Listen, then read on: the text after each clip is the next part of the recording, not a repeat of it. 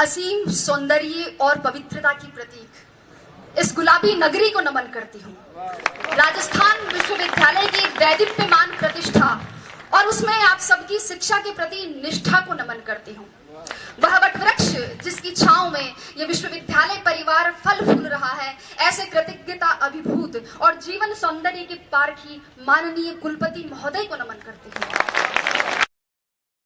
जग से इसे सींचने वाले विद्वत शिक्षक समाज को नमन करती हूँ। राजस्थान विश्वविद्यालय की वैभवशाली परंपरा और गौरवशाली इतिहास और उसमें जन्मी आप सबकी सुनहरे भविष्य की उत्साहित और अनुशासित प्यास को नमन करते हुए नमन करती हूँ उस परम पिता परमेश्वर को जो मुझ में वक्ता बनकर बोल रहा है, आप में श्रोता बनकर सुन रहा है और इस पंडाल के कण कण में विद्यमान होकर इस अनुष्ठान को साकार। मंचस्थ विद्वत समाज और देश के छलनी हुए जिगर को मरहम लगाने की एकमात्र आशा स्थल प्यारे साथियों, मुझे बहुत प्रसन्नता है कि मुझे आज ऐसे लोगों के बीच व्याख्यान का अवसर मिला है जो उस मोड़ पर खड़े हैं जहां से उन्हें जीवन संग्राम में कूदना है। अभी आपके सामने बहुत सारी चुनौतियां और संघर्ष है। ऐसा नहीं है कि आरएस बनने के बाद मेरे संघर्ष और चुनौतियां खत्म हो गए हैं, बल्कि वो तो अभी शुरू हुए हैं, लेकिन उनसे लोहा लिए बिना हम आगे नहीं बढ़ सकते हैं। साथियों, मुझे नहीं लगता कि मैं अपने इन स्नातक अनुजों को कोई मार्गदर्शन दे सकती हूँ या आप में किसी अभूतपूर्व ऊर्जा का संचार कर सकती हूँ, क्योंकि मैं भी आप ही की तरह एक जिज्ञासु विद्यार्थी रही हूँ और पिछले कुछ वर्षों में वही सामने आप ही की तरफ बैठा करती थी जहां आज आप जगमग तारों की तरह इस परिसर को रोशन कर रहे हैं। किंतु मैं इतना जरूर कह सकती हूँ कि यहाँ सिखाए जाने वाले उस श्रम, उस धैर्य, उस मार्गदर्शन, उस शैक्षिक वातावरण, शिक्षकों की विद्वता और अनुशासन के आवरण को यदि जीवन में उतार लिया जाए तो असंभव कुछ भी नहीं है। जैसा कि एक साथी ने कहा था, वैसे ही मेरे साथ में भी यही घटना है। मुझे भी प्रशासन में आने से पहले ये पता नहीं था कि आरएस क्या होता है, वो क्या करता है। स्कूल में साथी लड़कियों ने कह दिया कि हम आरएस बनेंगी, तो मैंने भी 9th क्लास का रिजल्ट आते ही अपने बाल मन में पूरे घर में ये सार्वजनिक उद्घोषणा कर दी कि मैं आरएस बनूंगी। चूंकि पिताजी शिक्षा अधिकारी रहे हैं, इसलिए धीरे धीरे ये पता चला कि हाँ, कोई आरएस होता तो कोई बड़ा अफसर है। किसी ने ताना मार दिया तो आरएस बनना एक चैलेंज के रूप में ले लिया। हम लोग पतंग उड़ाते थे और पड़ोस में एक अगरबत्ती का कारखाना था, वहां बच्चे छत पर अगरबत्तियां बनाते थे। मैं और मेरी बहन वहां गए और वहां जाकर मालिक को कहा कि इनसे काम क्यों करवाते हो, इनको पतंग उड़ाने दो ना। तो अंकल बोले कि तू कौन सी कलेक्टर लग रही है यहाँ पे। मैंने सोचा कलेक्टर कौन सी तोप होता है, और अगर ये कोई तोप होता है तो एक गोला तो मैं भी दागूंगी। धीरे धीरे परिवेश बढ़ा, लोगों से जुड़ाव बढ़ा, एक आरएस अधिकारी के अधिकार, दायित्व और दायरे को समझा और फिर खुद के अंदर झांका तो देखा और पाया कि हाँ, मैं किसी काम को योजनाबद्ध तरीके से कर सकती हूँ, किसी बात के पक्ष और विपक्ष पर विचार कर सकती हूँ, नेतृत्व क्षमता भी है, अपनी बात दूसरों तक संप्रेषित कर सकती हूँ। मम्मी और चाची का झगड़ा हो जाता तो उन्हें मना भी लेती हूँ, और दादी का आशीर्वाद तो है ही है। मैं आरएस बन सकती हूँ, मैं आरएस बनूंगी। और तब मैंने सोचा कि ना गरज किसी से, ना वास्ता किसी से, मुझे काम है अपने काम से, तेरी जिक्र से, तेरी फिक्र से, तेरी याद से, तेरे नाम से। और आरएस को ही मैंने अपनी जिक्र और फिक्र बना लिया। और साथियों, यही सम्मिलित कारण और घटनाएं हैं जिनके परिणाम स्वरूप मैं आज यहाँ आपके सामने उपस्थित हूँ। ये सब कहने का मेरा मकसद सिर्फ और सिर्फ इतना ही है कि आप सब ये तय करें कि आप आरएस आईएएस क्यों बनना चाहते हैं, अपना उद्देश्य निश्चित करें। आपके भी आरएस आईएएस बनने के मेरी तरह अनेक कारण और बहुत सारी प्रेरणाएं हो सकती है, लेकिन अब समय ये है कि समय रहते उनको पहचानें। रिजल्ट आने के 5-7 महीने तक मुझसे एक सवाल बार बार पूछा गया और शायद उसी सवाल का जवाब देने के लिए आज भी यहाँ बुलाया गया है कि आपकी सफलता का रहस्य क्या है, उसका मूल मंत्र क्या है। साथियों, और मेरा जवाब हर बार घुमा फिराकर एक ही होता है परिश्रम, परिश्रम और परिश्रम। लेकिन ये समयबद्ध, सकारात्मक और लक्ष्योन्मुखी होना चाहिए। टॉपर कोई भी हो सकता है, आवश्यकता सिर्फ लगन, मेहनत और धैर्य की है। थोड़ा संक्षेप में बात करते हुए अब मैं आती हूं परीक्षा के विविध स्तरों पर। जैसा कि आप सभी को पता है, परीक्षा के 3 स्तर है। संक्षेप में ही चर्चा करूंगी। प्रारंभिक स्तर पर, प्रारंभिक परीक्षा के लिए एक एक बिंदु की तैयारी के लिए सटीक और स्पष्ट तैयारी की जरूरत है। और यहां नादानी करने का मतलब है अपनी पतंग खुद काटना। वस्तुतः दोस्तों, प्रारंभिक परीक्षा की तैयारी मुख्य परीक्षा के दृष्टिकोण से करनी चाहिए और बिना किसी शॉर्टकट की उम्मीद लगाए करनी चाहिए। जिस व्यक्ति ने कभी हाथी नहीं देखा है, अचानक उसके सामने अगर हाथी आए तो क्या होगा? डर जाएगा। इसलिए आप पिछले वर्षों के, चाहे प्रारंभिक परीक्षा हो चाहे मुख्य परीक्षा हो, पिछले वर्षों के प्रश्न पत्रों का विश्लेषण कर सबसे पहले अपने डर को दूर भगाएं। अक्सर विद्यार्थी इस असमंजस में रहते हैं कि तैयारी कहां से शुरू करें, कैसे शुरू करें।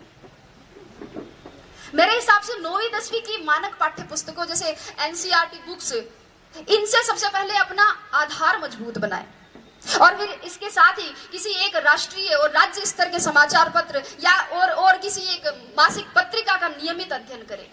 जो बिंदु समझ में नहीं आए उन्हें याद करने के लिए नोट्स बना लें और परीक्षा से पूर्व उनका अधिकाधिक रिवीजन करें। ये थी प्रारंभिक परीक्षा। मुख्य परीक्षा की बात करें। मुख्य परीक्षा वास्तव में इस परीक्षा का निर्णायक चरण है, जिसका इस परीक्षा में 88% योगदान है। और यहां ध्यान दीजिएगा, यहां उत्तर की कसावट और उसका सर्वोत्तम प्रस्तुतिकरण ही कामयाबी का मूल मंत्र है। मुख्य परीक्षा से पहले इन प्रश्नों पर विचार करें कि परीक्षा का पाठ्यक्रम किस प्रकार का है, पैटर्न किस तरीके का है, सवाल पूछे जाने का ट्रेंड क्या रहा है, मानक पाठ्य सामग्री कहां से और कैसे मिलेगी, उत्तर लेखन के लिए रणनीति और समय प्रबंधन कैसे करना है, पूर्व में सफल रहे अभ्यर्थियों की क्या रणनीति रही है, कितनी मेहनत जरूरी है, कितनी मूवीज और पार्टियों में नहीं जाना है, कितनी गप्पे एग्जाम के बाद के लिए छोड़नी है, व्हाट्सएप को मोबाइल में कब तक अनइंस्टॉल रखना है। इन सभी प्रश्नों के सवाल आप खुद खोजें और अगर नहीं मिले तो आप कुलपति महोदय को धन्यवाद दें कि उन्होंने इसका समाधान करवा दिया। दोस्तों, वास्तव में प्रत्येक अभ्यर्थी, प्रत्येक विद्यार्थी के पढ़ने का तरीका, उसके सोच की गहराई, पारिवारिक परिस्थितियां और समय की उपलब्धता अलग अलग होती है। अगर आप इन सवालों के जवाब खोज लेते हैं तो आपकी आधी समस्या का समाधान हो जाएगा। अब बात करती हूं साक्षात्कार की। जैसे कि पुष्पा जी ने कहा था कि साक्षात्कार आपके ज्ञान का नहीं अपितु आपके व्यक्तित्व का परीक्षण है। साक्षात्कार में सामान्यतः एक अभ्यर्थी की मानसिक सजगता, ध्यान दीजिएगा, मानसिक सजगता, समीक्षात्मक दृष्टिकोण, नेतृत्व, निर्णय क्षमता, रुचि की विविधता, सामाजिक संगठन की योग्यता, बौद्धिक और नैतिक ईमानदारी और इसके अलावा आसपास की घटनाओं में, आसपास की परिवेश में घटित हो रही घटनाओं में अभिरुचि और दृष्टिकोण की गहन जांच होती है। सभी प्रश्नों का उत्तर देना एक अच्छे साक्षात्कार का प्रतीक नहीं है और कुछ प्रश्नों का उत्तर न देना साक्षात्कार के बिगड़ने का परिचायक भी नहीं है। वस्तुतः ये तो सामने आ रही आपकी अवधारणाओं और आपके हाव भाव पर आधारित है। महत्वपूर्ण ये नहीं कि कितने प्रश्नों का उत्तर दिया, अपितु ये है कि उत्तर किस प्रकार दिया। अक्सर विद्यार्थी मुझसे पूछते हैं कि मैडम साक्षात्कार के लिए कक्ष में जाने से पूर्व क्या करें, दरवाजा खोल के अनुमति कैसे मांगे, हिंदी में मांगे या अंग्रेजी में मांगे, कुर्सी पर उनके कहने पर बैठे कि खुद बैठ जाए, बैठते वक्त हाथ टेबल पर रखे, पांव पर रखे, सिर पर रखे, कहाँ रखे। लड़के पूछते हैं कि मैडम टाई लगाए, टाई के साथ कोट भी पहने, क्या शेविंग करे या नहीं करे। और लड़कियां भी पूछती है कि साड़ी पहने, सूट पहने तो मैचिंग का ब्लाउज पहने, क्या मैचिंग की nail polish, sandal, earrings, purse, bangles, blah blah blah. लेकिन अगर चर्चा करें तो ये एक ऐसा विषय है जिस पर पूरा दिन खर्च किया जा सकता है। लेकिन अगर मेरी माने, संक्षेप में मेरी माने, तो आप तो बस अगर लगता है कि आपकी तैयारी अच्छी है, आपकी विषय पर पकड़ है, आपने जो अपने हिसाब से कपड़े पहने हैं उनमें आप सुविधाजनक महसूस कर रहे हैं और उनसे आपके शरीर का आत्मविश्वास झलक रहा है, अगर आपको लगे कि आपने अपने माता पिता का आशीर्वाद ले लिया है, ईश्वर में आपकी आस्था है और दादी और नानी ने कह दिया कि जा बेटा कलेक्टर बन के ही आई, तो आप तो बस दरवाजा खोलिए और मुस्कुराते हुए अंदर घुस जाइए। अभी आपका बायोडेटा देखा जा रहा है, एक प्रश्न आपकी हॉबी से, अगला ग्रेजुएशन के विषय से, अगला करंट नॉलेज से और क्रमशः प्रश्नों का सिलसिला। और अगर आपने अंत तक अपनी संप्रेषणीयता, अपनी समझ, अपनी ग्रहणशीलता, अपने नेतृत्व को बनाए रखा, अपने आत्मविश्वास को बनाए रखा है, तो आप उसी तरह मुस्कुराते हुए बाहर आकर भेरू जी, भोमिया जी, पित्तर जी, जिनको भी आपने याद किया था, उनको धन्यवाद दे सकते हैं। और अगर कोई साथी चाहे तो खोड़े के हनुमान जी में सवामणि की तैयारी भी कर सकता है, क्योंकि मैं एक गारंटी देती हूँ कि जीत आपकी है। शर्त इतनी है कि सवामणि का निमंत्रण मुझे मिलना चाहिए। तो ये तो बात हुई परीक्षा के विविध स्तरों की। अब मैं परीक्षा में सफलता की क्या प्रक्रिया है उस पर और उस समय क्या ध्यान रखी जाने वाली और सावधानियां बरतने वाली बातें हैं, उन पर चर्चा करूं बहुत संक्षेप में।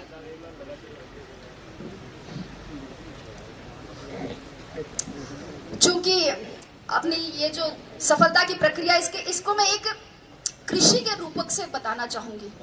अगर मैं बोल रही हूं और आपको लगता है कि समय ज्यादा नहीं हो रहा और आप बोर नहीं हो रहे, तो एक बार तालियां बजाकर स्वागत करें।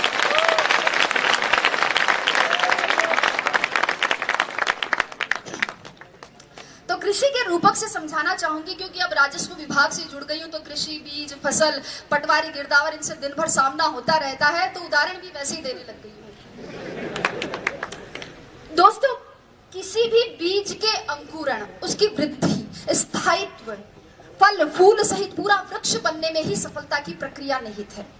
किसी भी बीज के अंकुरण के लिए सर्वप्रथम और सर्वाधिक महत्वपूर्ण योग्यता है उस बीज का अंकुरण योग्य होना। इसलिए सबसे पहले अपने अंदर झांके।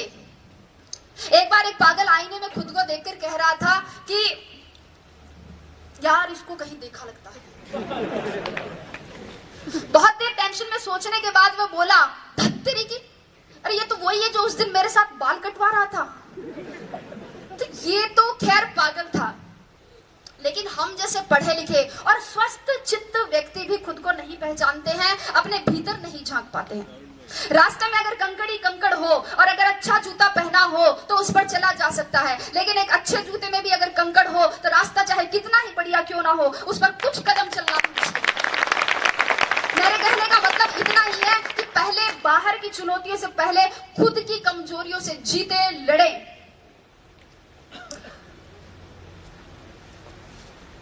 बीज के अंकुरण के बाद अंकुरण के लिए आवश्यकता होती है उपजाऊ भूमि की, और मुझे नहीं लगता कि प्रतियोगिता के दौर में उपजाऊपन के मामले में राजस्थान विश्वविद्यालय का कोई सानी होगा।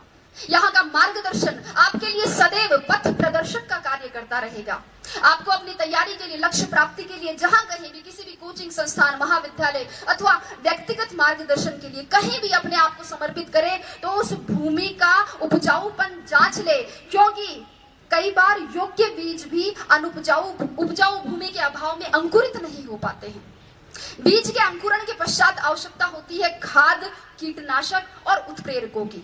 विद्यार्थी के लिए खाद का काम करते हैं उसकी कक्षा, उसकी पुस्तकें, उसके मित्र, उसका जो पढ़ाई का आसपास का माहौल है वो, उसके गुरुजन जो उसे एकाग्रता और ज्ञान संचय की विधि प्रदान करते हैं। एकाग्रता पर थोड़ा सा, कुछ विद्यार्थी ऐसे होते हैं जो पढ़ते हुए टीवी, रेडियो चलाते हैं, एफएम चलाते हैं, और कुछ बच्चे ऐसे होते हैं जो कान में ईयरफोन डालकर म्यूजिक सुनते हुए फिर पढ़ाई करते हैं। और अगर पास में पड़ोस में कोई शादी हो रही हो, रात्रि जागरण हो, तो उन्हें डिस्टरबेंस होता है। सर, मैं अपना उदाहरण देना चाहूंगी कि मेरे घर के इस तरफ मंदिर है और इस तरफ मस्जिद। सुबह उठते ही इधर से घास खाए गैया दूध पिए ग्वाल, छोटो सो मेरो मदन गोपाल शुरू हो जाता था। तो उधर ला इलाहा इल्लल्लाह मुहम्मदुर रसूलुल्लाह के साथ शाम ढलती थी। बारात भी उधर से ही जाती थी, सतराम के जयकारे भी। लेकिन मैं आपको बता दूं कि मैंने अपनी पूरी पढ़ाई अपने घर की छत की तरफ जाने वाली उस आखिरी सीढ़ी पर बैठकर की थी, और मुझे हर तरह के शोरगुल में एकाग्रता का इतना अभ्यास हो गया था कि पता ही नहीं चला कब होली की गैर निकल गई और कब ढोल ताशों के साथ मुहर्रम के ताजिए। पढ़ते वक्त मोबाइल बंद रखे, अगर व्हाट्सएप, मैसेंजर और फेसबुक नहीं चलेगा तो एकाग्रता में वृद्धि होगी, लेखन शैली में सुधार होगा और टॉप 50 में आने की संभावनाएं भी बढ़ सकती हैं। मेरी बात करें तो मैं बताऊं, मैंने मोबाइल ही नहीं रखा था। यहाँ बैठे मेरे साथी इस बात के गवाह है कि मैंने एंड्रॉइड मोबाइल ओटीएस में आके खरीदा था, और अब व्हाट्सएप पर जुड़ने वाली मैं अपने बैच की आखिरी मेंबर थी। कीटनाशकों की बात करती हूँ इसके बाद। जिस प्रकार पौधे की जड़ों के दीमक और पत्तों के कीड़ा लग जाता है, उसी प्रकार एक विद्यार्थी के भी धैर्य के लालच का, मेहनत के आलस्य का, सादगी के विलासिता का और पढ़ाई के भटकाव का घुन लग ही जाता है। और ऐसे में अनुशासन ही वह कीटनाशक का कार्य करता है। मित्रों, अनुशासन ही वह औषधि है जो किसी भी लक्ष्य की प्राप्ति के लिए किए गए साधना के तपोबल के ओज को परिवर्तित कर देता है। इसलिए अपने आप को अनुशासित बनाए, व्यवस्थित बनाए, अपना खाना पीना, जागना, सोना, ये सब संयत बनाए। और इसके लिए गीता का एक श्लोक मेरी प्रेरणा रहा है कि युक्ताहार विहार से युक्त सर्वस्य चेष्टसु युक्त स्वप्नाम बोध से योगो भवति दुःखः। अर्थात अपना सोना, जागना, आहार, विहार और अपनी चेष्टाएं ये संयत हो, उचित हो। और अगर आप इस अनुशासन को, इस औचित्य को बनाए रखते हैं तो आपके लक्ष्य की पवित्रता को सुरक्षा मिलती रहेगी। पौधे की वृद्धि के लिए आवश्यकता होती है डीएपी और यूरिया जैसे उत्प्रेरकों की। ये उत्प्रेरक भी दो प्रकार के होते हैं। एक तो वे जो पौधे में वृद्धि तो करते हैं किंतु उसमें ऐसे विकार उत्पन्न कर देते हैं जिन्हें हम आजकल सब्जियों और गेहूं में कीटनाशकों के दुष्प्रभाव के रूप में देखते हैं। और दूसरे वे उत्प्रेरक जो पौधे में प्राकृतिक हार्मोन्स को संतुलित करते हुए उसे स्वस्थ और लाभदायक वृद्धि प्रदान। विद्यार्थी के जीवन में भी दो प्रकार के उत्प्रेरक होते हैं। 2008 की परीक्षा में अंतिम रूप से चयनित नहीं होने पर मुझे किसी ने कहा कि तू तो केवी की नौकरी से संतोष कर ले, ये आरएस बनना तेरे बस की बात नहीं है। तो एक दूसरे मित्र ने कहा कि गिर को कर रे कंथड़ा, हिरण कशो घी खाए, आंख चरे और पून भगे, घोड़ा स्यू आगो जाए। कि हिम्मत कर, हुंकार भर, हिरण कौन सा घी खाता है लेकिन घोड़ों से आगे जाता है। एक था उत्प्रेरक और दूसरा था दुष्प्रेरण। दुष्प्रेरण न स्वयं करे न दूसरों के दुष्प्रेरण का शिकार हो, अपने मुकाम, अपने उसूल खुद तय करे और हर बार लोगों की अपेक्षाओं पर खरा उतरने की कोशिश ना करे। एक बार रात के समय एक दुकानदार बंद करने ही वाला था कि एक कुत्ता उसके पास में आया। कुत्ते के मुंह में थैली थी और उसमें कुछ सामान की लिस्ट थी। दुकानदार ने थैली ली, उसमें सामान डाला, बाकी पैसे डाले और सामने रख दी। कुत्ते ने थैली मुंह में उठाई और चल दिया। दुकानदार से रहा नहीं गया, वह आश्चर्यचकित होकर कुत्ते के पीछे पीछे गया, ये जानने के लिए कि इतने समझदार कुत्ते का मालिक कौन है। कुत्ता कुछ देर बस स्टॉप पर खड़ा रहा। बस आई, उसमें चढ़ गया। कंडक्टर पास आते ही उसने गर्दन आगे, बेल्ट में कुछ पैसे और घर का पता था। कंडक्टर ने उसे टिकट दे दी, बाकी पैसे बेल्ट में वापस रख दिए। जो ही अपना स्टॉप नजदीक आया, कुत्ता बस में आगे की तरफ आ गया और पूंछ हिलाकर इशारा किया। बस रुकने पर कुत्ता उतर गया और आगे चल दिया। दुकानदार भी उसके पीछे पीछे चला। कुत्ते ने अपने पैर से 2-3 बार दरवाजा खटखटाया। मालिक बाहर निकल कर आया और उसने लाठी से कुत्ते की पिटाई की। आप सोच रहे होंगे कि क्यों? मालिक भी सोच रहा था। उसने पूछा इसका कारण, तो मालिक ने कहा बदतमीज ने सारी नींद खराब कर दी, चाबी लेके नहीं जा सकता था, गधा कहेगा। मित्रों, जीवन की सच्चाई भी यही है। लोगों की आपसे अपेक्षाओं का कोई अंत नहीं है। जरा सा आप चूके कि आप में बुराइयां निकाल देंगे और पिछली सारी अच्छाइयों को भूल जाएंगे। इसलिए आप तो बस अपना कर्तव्य कर्म करें, आगे बहुत सी कठिनाइयां है। माझी तेरी कश्ती के तलबदार बहुत है, माझी तेरी कश्ती के तलबदार बहुत है, इस पार कुछ मगर उस पार बहुत है। जिस शहर में खोली है तूने शीशे की दुकान, उस शहर में पत्थर के खरीदार बहुत है। लेकिन अगर आपने निश्चय कर लिया है कि आपको इस कठिन राह पर चलना है, अगर आपने सोच लिया है कि अब जलेबी की तरह इसमें उलझ ही गए हैं, तो फिर क्यों न चाशनी में डूबकर जिंदगी का मजा लिया जाए। मेरे कहने का मतलब इतना ही है कि अपनी मेहनत को सफलता के मुकाम तक पहुंचाइए, अपना संबल खुद बनिए, अपनी तारीफ खुद करिए। बुराई करने के लिए तो पूरा जमाना बैठा है। जिन लोगों की नजरों में बुरे हैं आप, कह दे उन्हें कि वे नेत्रदान कर सकते हैं।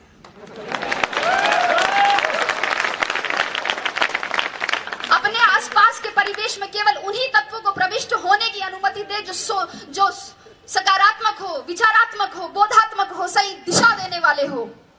अन्यथा आपके मस्तिष्क में क्रोध, ईर्ष्या और द्वेष के रासायनिक दुष्प्रभाव दिखने लगेंगे, जो आपकी सोने की थाली में पीतल की मेख जैसे अशोभनीय लगेंगे। तो अंत की ओर बढ़ते हुए मैं अब कहूंगी कि इन सभी तत्वों के साथ अब एक तत्व और बच जाता है, और वो है जीवनदायी जल, जिसकी आवश्यकता पौधे को वृक्ष बनने तक रहती है। यह जल कहीं से भी पौधे को मिल सकता है, वर्षा से, ओस से, भूमिगत जल के स्वतः परासरण से, कुएं से, कुंड से, नल से, पाइप से, जहां से भी मिले ये मिलना चाहिए। और जल के समकक्ष विद्यार्थी के लिए रखा जा सकता है नियमित अध्ययन को। जब तक आपके सपनों की जड़ों को नियमित अध्ययन का पवित्र जल सींचता रहेगा, तब तक आपके सपनों के पंखों में उड़ान रहेगी, जुनून में जान रहेंगी, जड़ें जमीन से जुड़ी रहेंगी और नजरों में हदें आसमान रहेगी। अगली बात कहते हुए समाप्ति की ओर, इस बात पर गौर कीजिएगा कि विश्वास की जड़ें कमजोर हो, विश्वास की जड़ें कमजोर हो तो माता पिता के आशीर्वाद का जल ले, दिशा भ्रम हो तो दृष्टिकोण की जड़ों को गुरुजनों के मार्गदर्शन के जल से सींचे, भटकाव की भूख भड़के तो एकाग्रता की जड़ों को आत्मचिंतन के जल से पोषित करे, धैर्य धीरज धरने से इनकार करने लगे तो मानस की जड़ों को अध्यात्म के जल से सींचे, और सबसे महत्वपूर्ण अपने सपनों की सुनहरी जड़ों को सकारात्मक सोच के जल से सदैव सींचते रहे। सफलता मजबूर होकर कामयाबी का मीठा फल आपकी मेहनत से तैयार किए गए वृक्ष पर प्रस्फुटित कर देगी, जिसके बाद उसके संवर्धन और संरक्षण की जिम्मेदारी दुनिया अपने आप ले लेती है। तो आइए सफलता का प्रसाद पाने के लिए मेहनत के इस महायज्ञ में अपने श्रम की समीधा, धैर्य की धूप, अध्ययन की आहुति और लक्ष्य की लौ से अस्तित्व की अग्नि प्रज्वलित करते हैं और कुछ नया, कुछ मौलिक, कुछ बेहतर करने का संकल्प करते हैं। मैं आशा करती हूँ कि शीघ्र ही इस विश्वविद्यालय से आप में से ही कोई छात्र या छात्रा ऐसे इसी ही तरह अपनी सफलता की कहानी बांटे, अपने अनुभव बांटे, और मैं यहीं बैठकर सुनूं, गर्व करूं और कुछ नया सीखूं, और अगर हो सके तो चाय के साथ कंक्लूजन करते हुए वोट ऑफ थैंक्स दूं। तो मेरी शुभकामना बस इतनी ही है कि आपका पथ प्रशस्त हो, लक्ष्य उन्नत हो, गति आबाद रहे, संगच्छध्वम संवदध्वम संवो मनांसी जानताम का मूल मंत्र कभी विस्मृत ना हो। आप सबकी मेहनत, सबके संरक्षण, विश्वविद्यालय में आपकी प्रतिष्ठा, आपकी निष्ठा, आपके सृजन और सक्रिय नेतृत्व से संस्कारों की नींव पर समर्पण के खंभों के सहारे सौम्यता के साथ खड़ा ये राजस्थान विश्वविद्यालय का महल अपनी आस्था और विश्वास के साथ सदैव पुष्पित और पल्लवित होता रहे। इसी के साथ धन्यवाद, बहुत बहुत धन्यवाद।